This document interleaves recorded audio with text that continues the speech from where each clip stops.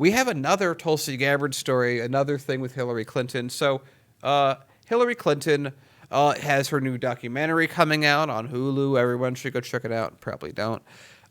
Where she has decided that everything that's ever been, everything that's negative that's ever happened to her is someone else's fault. It was funny. I was just talking to Paul a little before the show about the Skaven, and I actually think that they really describe Hillary. Like, Skaven are these terrible little creatures, these rat creatures that think that individual part of Warhammer lore. Yeah, part of Warhammer lore, fantasy, Warhammer fantasy specifically. They would be Tyranids and 40k. Okay. So anyway, we're gonna have track, but they think of themselves as individuals that are chosen by God that could do nothing wrong, and anything bad that happens is someone else's fault. And I don't know, maybe that sounds a little bit like Hillary. So let's talk about this article.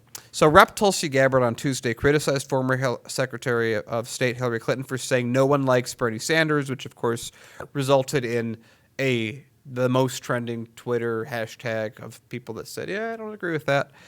I think that maybe she's projecting. I really do feel bad for Hillary. She's always gaslighting. She doesn't realize she's gaslighting herself, and she's really speaking that no one likes her. And she's just so mad that Bernie Sanders is getting all this attention. Anyway, with Gabbard seeking to defend her fellow Democratic primary hopeful, quote, "It's time to grow up. This isn't high school," Gabbard said in an interview with WMUR News 9. Quote, "We're talking about real challenges that our country needs to address and the real need for real leadership to focus on them, not what's going on in Washington and the schoolyard cliques or whatever else it might be." Now, this is interesting. So, again, I'm going to do this again. I've done this once before, and this is a recurring theme with Tulsi Gabbard story. Okay, this is the actual article that I just said. This is the quote. This is talking about it. This is it. Now, everything else I'm about to read, you're going to notice a pattern that is very similar. They go on to say that, Tulsi Gabbard, who, like Sanders, is seeking the party's nomination, is polling near the bottom of the Democratic pack. She previously served as a surrogate for Sanders' 2016 campaign, really trying to push that. Don't take her seriously on this. She's just a Sanders ally, speaking because his hand is making her speak, and it's not her own words. And if you don't believe me so far with that statement, let's read the next one. Sanders and Gabbard have maintained a cordial relationship during the presidential primary, with the Hawaii Democrat on Tuesday using the I like Bernie hashtag to defend Sanders. So now now just those two parts are now equal to the length that they've actually talked about. What Tulsi Gabbard said is, by the way, she's really connected to Bernie Sanders. Next one. Clinton and Gabbard formally clashed when Clinton suggested the congresswoman was being groomed by Republicans. There's some historic revisionism. Looks like they're lying in this article right now, because as we've just discussed in the previous section, she's clearly talking about Russians, but everyone's like, the New York Times changed it, so it must be true because the New York Times is lost. The New York Times said gravity didn't exist. Gravity no longer exists, and science no longer holds sway in us mere mortals, because that's how it is. So we're looking at some Biden-level revisionism happening right here.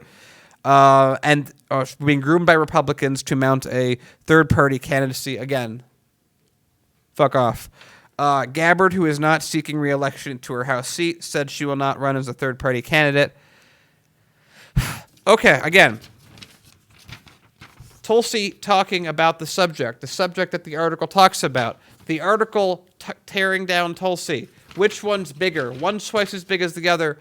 This is what we have to expect from mainstream news. Anytime Tulsi says something, this reminds me even like with PewDiePie. If an article ever mentions PewDiePie, it's like, by the way, did you hear that like 3 years ago he said this one sentence, and then 5 years ago we misinterpreted this? It's the exact same thing.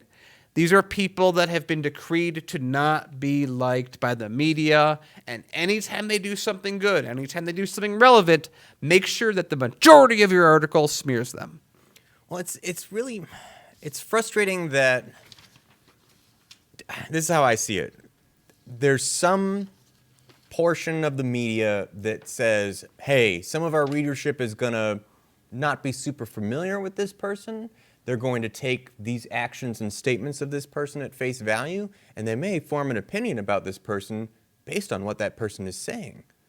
We need to make sure that we temper everyone's expectations, though, and feed them what they should be thinking about this person. And I think there's some segment of the population that has a little bit of this like, oh, well, I liked what that person said, but, the news people really don't like her, and they made some compelling arguments, and they won't look into it any further, right? It's not like, oh, well, these arguments are smear techniques, these talking points are fabricated out of thin air. None of that gets brought up. Just the points just linger in the air, and that taints everything. And I also want to add in that they always bring up, like, oh, she's also very low polling. She's polling similar to Amy Klobuchar, and she got the second most talk time in the debate. This is how they pick people. Because again, it's the other part of this is they're going down this path because if Tulsi Gabbard was a white man, that's all they would go on about. They would say, oh, she's just racist, she's just sexist. But she's a Polynesian woman who served as a veteran. So what do? We follow what Hillary Clinton does, gaslight her, make her strength her weakness, make her courageous service for the U.S., make her being in a medical unit, seeing people die, be dead, civilians, soldiers alike, seeing that day in and day out and realizing that the war that she's in, the people that she's watching die, didn't have to do it and never did.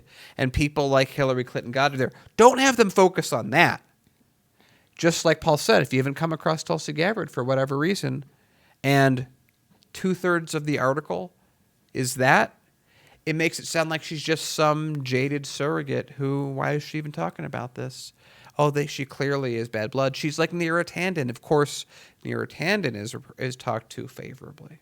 So, yeah, I mean, I remember even early on when people first started saying, "Oh, who do you like for the Democratic nomination?" Everyone's like, "Oh, Harris is great. Oh, we should talk about Amy Klobuchar." And I was like, "I think Tulsi Gabbard's good." The number of people who immediately go, "Well, she can't win." Like, whoa, dude. Like, are you offended that I like a candidate? Whoa.